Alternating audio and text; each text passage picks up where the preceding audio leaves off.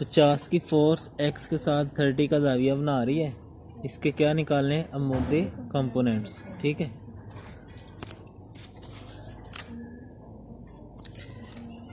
तो डेटा क्या है? फोर्स 40 न्यूटन है, एंगल थीटा 30 है। मोदी कंपोनेंट्स क्या होते हैं? एफ एक्स और एफ वाई। एफ एक्स होता है एफ कॉस थीटा और एफ वाई होता है एफ साइन थीटा। एफ 40 है, कॉस का कॉस, थीटा 30 है। एफ 40 है, साइन का साइन, थीटा 30 है। कैलकुलेटर से आगे करेंगे। 40 कॉस, ये कॉस है, कॉस 30, तो ये हमारे पास आ गया 34.64। 34. दूसरा इसी तरह 40 और साइन 30, 40 मल्टीप्लाई ये है साइन, ठीक है, साइन 30 इक्वल करेंगे तो ये आ गया 20। ठीक है, तो मोदी कंपोनेंट्स जो है इनको फोर्स हैं चूँकि, इसलिए दोनों के साथ न्यूटन लगाना है आपको। फोर्स न्यूटन थी ना। ठीक है, तीसरा फोर्स की मकदार और सीमत बतानी है जिसका एक्स कंपोनेंट 12 है और वाई कंपोनेंट 5 है। एक्स कंपोनेंट को एफ एक्स कहा जाता है, वाई कंपोनेंट को एफ वाई कहा जाता है। तो फोर्स और डायरेक्शन थीटा को कहते हैं मकदार यानी सीमत। तो एफ के लिए जो रिलेशन है वो है एफ एक्स का स्केयर और एफ वाई का स्केयर। तो एफ एक्स जो है हमारे पास वो है 12 न्यूटन, उसका स्केयर। एफ वाई जो है वो हमारे पास है 5 न्यूटन, उसका स्केयर। 12 का स्केयर होता है 144 न्यूटन का स्केयर, 5 का होता है 25 न्यूटन का स्केयर। दोनों को जमा कर लें, 169 न्यूटन का, 169 का जज़र कैलकुलेटर से लें 13 आएगा। न्यूटन स्केयर का क्या रह जाएगा? न्यूटन। ठीक है, एन का स्केयर ख़त्म हो जाएगा। ठीक है, tan of inverse F y की वैल्यू है 5 न्यूटन, एफ एक्स की है 12 न्यूटन। न्यूटन न्यूटन से कैंसिल, tan ऑफ इनवर्स 5 को 12 से तकसीम कर दें, 5 तकसीम 12, तो ये आ गया 0.416, 0.4167 भी लगा सकते हैं। tan वर्स कैसे लेना है? यहाँ से शिफ्ट, पहले शिफ्ट दबाएंगे ये, फिर tan, इधर गया tan, ये आ गया tan, शिफ्ट tan लेना है इसका। ठीक है, पहले शिफ्ट फिर tan, ये आ गया tan इनवर्स। आगे कुछ नहीं लिखना है, सिर्फ इक्वल दबा दें, रकम लिखी हुई है पहले ही। ये हमारे पास आ गया 22.6, 22.6 डिग्री। ठीक है, समझ आ गई कि कोई नहीं आई? है आ गई?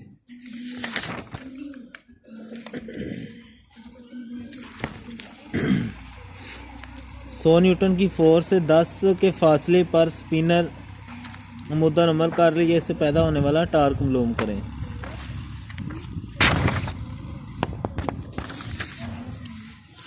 ऐसे एक नट है, उसके ऊपर स्पिनर ऐसे लगा हुआ है। ठीक है, फोर्स 100 की वो लगा रहा है और उसका फासला कितना है? 10 centimetre. Force 100 Newton, moment arm, ये जो फासला होता है इसको क्या कहा जाता है? मोमेंट आर्म, और एल से ज़ाहिर किया जाता है। वो 10 सेंटीमीटर है, मीटर करने के लिए 100 से डिवाइड कर लेना है, तो 0.1 मीटर। तो टार्क निकालना है, टार्क का फार्मूला होता है एफ इंटू एल। एफ है 100 न्यूटन, एल अभी हमने निकाला है 0.1 मीटर। मल्टीप्लाई करें तो ये आ जाएगा 10 न्यूटन और मीटर। ठीक है,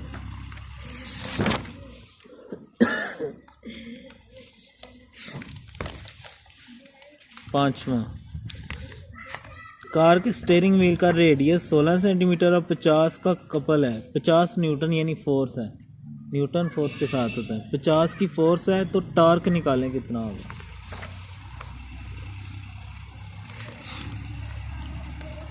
कौन सा ये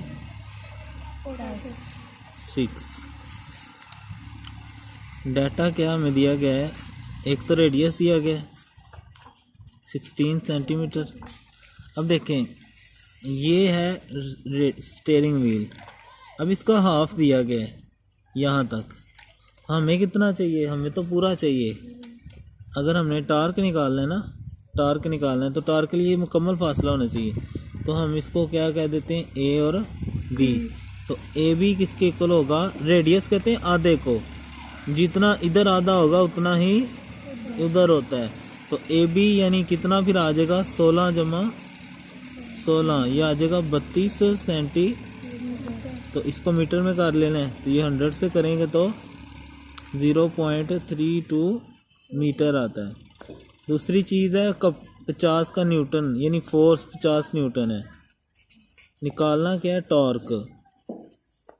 तो अभी हमने किया है मोमेंट आर्म इंटू फोर्स था, टॉर्क का फार्मूला क्या था, मोमेंट आर्म एल। अब यहाँ एल हमने क्या निकाला है, ए बी, टॉर्क यहाँ क्या है A B into F. A B 0.32 metre, force क्या है 50 न्यूटन, दोनों को मल्टीप्लाई कर दें, 50 मल्टीप्लाई 0.32, तो ये हमारे पास आ गया 16 न्यूटन पर। ठीक है, रेडियस दिया गया था लेकिन टार्क निकालने के लिए हमारे पास रेडियस नहीं बल्कि पूरा होना चाहिए। तो स्टीयरिंग व्हील ऐसे गोल होता है, रेडियस हाफ को कहते हैं, इसका मतलब है जितना इतना इधर है उतना ही, यानी हमने इसको ए बी कह के 16 कर लिया, 16 जमा 16 32 टोटल हो गया। तो मोमेंट आर्म में दोनों को मल्टीप्लाई करते हैं। ठीक है,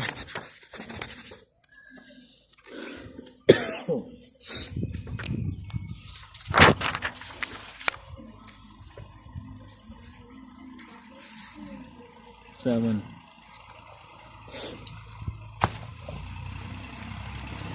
एक पिक्चर है यानी तस्वीर है, वो दो डोरियों से लटक रही है, एक में टेंशन 3.8 है, दूसरी में 4.4 है, उसका वज़न निकालना है हमने। ठीक है,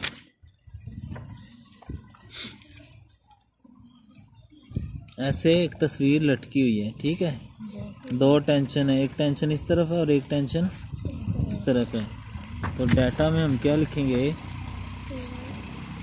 टेंशन 1 वो क्या है 3.8 न्यूटन, दूसरी टेंशन को T2 कहेंगे, वो कितनी है 4.4 न्यूटन। तो टोटल को T कह देते हैं, तो ये दोनों को जमा करने से आएगी T1 जमा T2, 3.8 न्यूटन जमा 4.4, तो इनको जमा कर लें 8.2 न्यूटन। निकालना क्या है इसका वेट, क्या निकालना है वेट। सॉल्यूशन गौर से सुने, जब इक्विलिब्रियम में होता है ना, क्या ये चूंकि लटका हुआ है ना, तो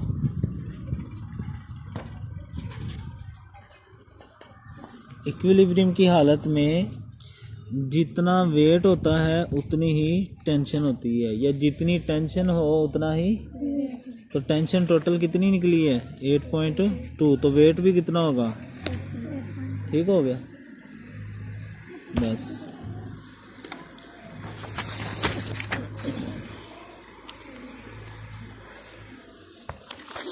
फोर 4.8 है, दो ब्लॉक लटके हुए हैं, एक 3 kg का और एक 5 kg का, दोनों में क्या निकालना है, टेंशन मालूम करनी है। ठीक है, नीचे वाला सिर्फ 3 ही होगा और ऊपर वाले में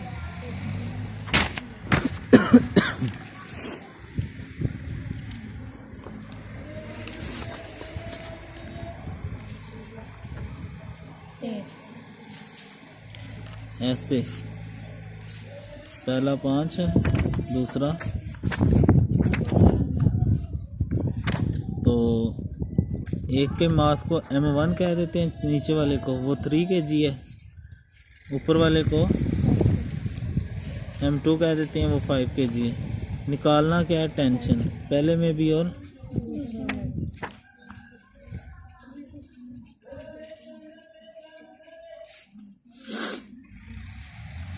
m1 के लिए। अब निकालना क्या है? देखना,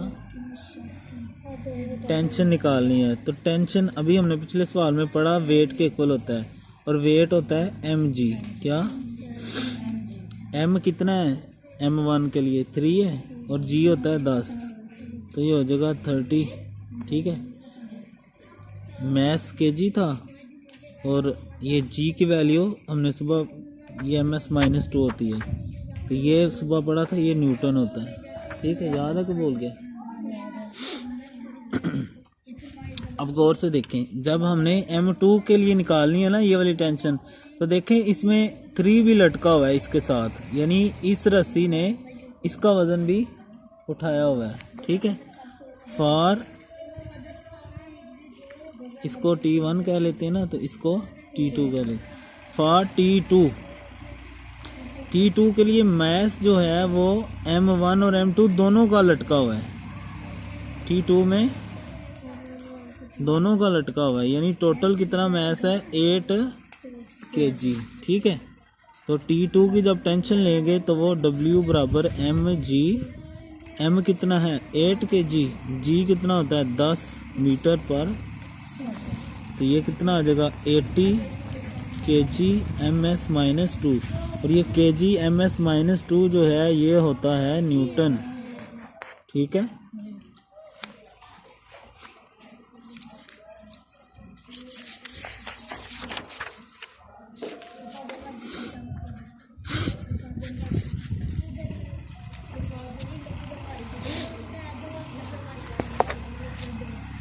दस सेंटीमीटर लंबा स्पिनर इस्तेमाल करके 200 की फोर्स से कस दिया गया है। इसे 150 की फोर्स से ढीला करने के लिए कितना स्पिनर दरकार होगा?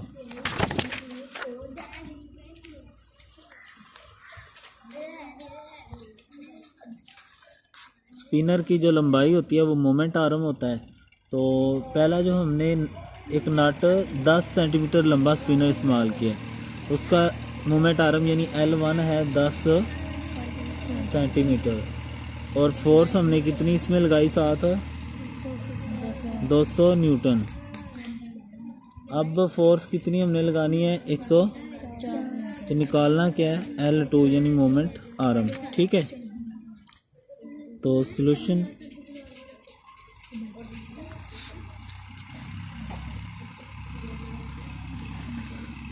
आप लिखेंगे according to moments principle, moments के असूल के मुताबिक, अकॉर्डिंग टू मोमेंट्स प्रिंसिपल। वो क्या होता है? F1 मल्टीप्लाई L1 बराबर होता है F2 मल्टीप्लाई L2। तो F1 क्या है? 200 न्यूटन, L1 क्या है?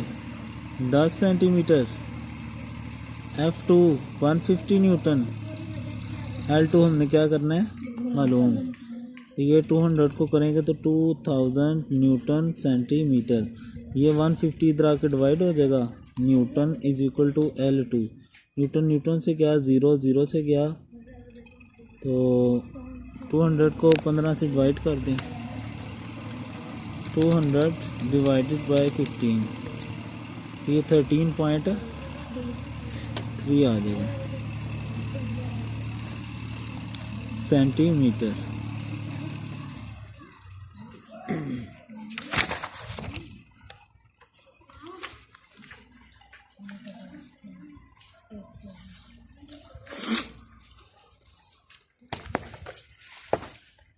दस किलो का मास है, एक ब्लॉक 1 मीटर लंबी स्लॉ है, उसके मरकज से 20 के फासले पर है। इक्विलिब्रियम में लाने के लिए कितनी फोर्स लगानी पड़ेगी? ठीक है,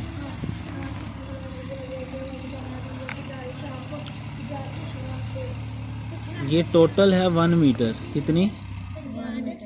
अगर हम इसका हाफ करें तो 1 मीटर का हाफ यानी 0.5 मीटर, और 0. मीटर को सेंटीमीटर में करेंगे तो ये बनेगा 50 सेंटीमीटर, और इधर भी 50 सेंटीमीटर। ठीक हो गया। अब वो क्या कह रहा है 10 किलो का मास है एक, ये समझ ले मैस है, कितना 10 किलो का मास है। अब ये टोटल है 50, ये जहाँ पे लटका हुआ है ना इतना फासला है 20 सेंटीमीटर, ठीक है। 10 किलो का मास इसके सेंटर से, 10 किलो का मास 1 मीटर लंबी सलाख के सेंटर से ये 20 के फासले पे लटका हुआ है, ठीक है। अब कहता है इसके दूसरी तरफ कितनी फोर्स लगाओ कि ये दोनों बैलेंस हो जाएं, क्या हो जाए, दोनों बराबर हो जाएं। 20 के फासले पे 10 का मास लटका के ये वज़न आ गया, ये फासला आ गया।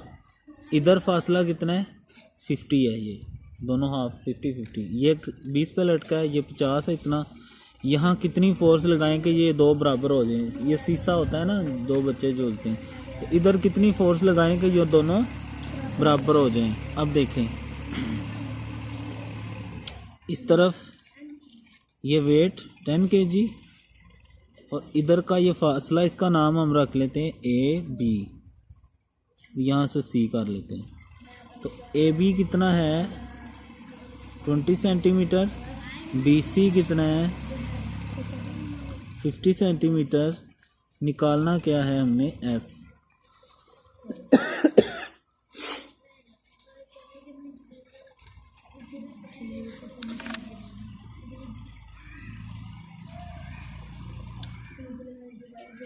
अकॉर्डिंग टू मोमेंट्स प्रिंसिपल, क्या, हाँ वो आ जाएगा वेट मल्टीप्लाई, ये इस तरफ AB है W इंटू AB, और उस तरफ F इंटू BC। यानी जो चीज़ इधर फोर्स लगा रही है और मल्टीप्लाई फासला, जो इधर फोर्स लग रही है मल्टीप्लाई फासला। अब वेट 10 kg है, AB 20 सेंटीमीटर है, F निकालना है, और BC कितना है 50 सेंटीमीटर। तो ये 200 kg सेंटीमीटर, ये इधर आके डिवाइड कर दें 20 सेंटीमीटर, सेंटीमीटर सेंटीमीटर से 0 से 5 4 20, तो 4 kg आ जाएगा हमारे पास, था ना।